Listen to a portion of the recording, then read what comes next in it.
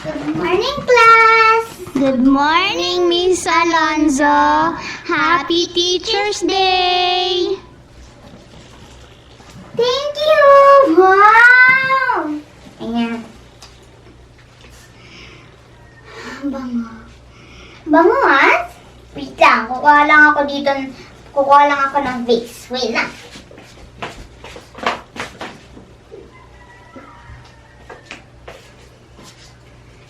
Ayan. Ayan natin dyan. Oopsie. Ayan. Oh, okay. Tanggal natin yung ribbon para hindi mabasa. Oh, ayan. Maganda to para sa lesson natin for today. Ang lesson natin for today is all about matter.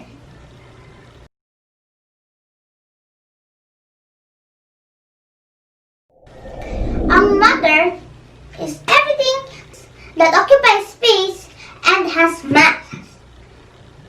Pero, ano ba ang mga forms ng matter? May tatlong forms ng matter. Ito ang solid, liquid, and gas. Magsimula tayo sa solid. Tingnan nyo tong pen na ito. Tingnan nyo tong bouquet of flowers, tong ribbon, at ang ating vase. Sila ay solid. Ang solid ay merong definite shape. Merong weak, merong brittle, at yung iba kaya stretchable siya, katulad ng rubber, itong balloon. Pwede mo siyang i-stretch. Stretchable yan, solid na yan. Itong solid na ito, yun nga, may definite shape, nakikita, at mostly may kulay. Yung mga walang kulay, yun yung mga transparent. Katulad ng glass, katulad nitong vase na ito, transparent siya. Let's move on. Itong liquid naman. Yung liquid, tingnan nyo itong tubig na to. Yan ay isang halimbawa ng liquid. Ang liquid ay isang form ng matter na walang definite shape. Pero, it occupies space. Katulad nito, wala siyang definite shape, di ba? Kaya, dahil spherical itong vase natin, spherical din yung ating tubig. And then, nag-occupy din siya ng space, di ba? Pero hindi naman buo, as in, buo talaga. Then, next naman natin is gas. Amuyin niyo to. It smells fragrant, di ba? Ganyan ang mga gas. Hindi man natin sila makikita, pero pwede natin silang maamoy. At yung iba, nararamdaman natin.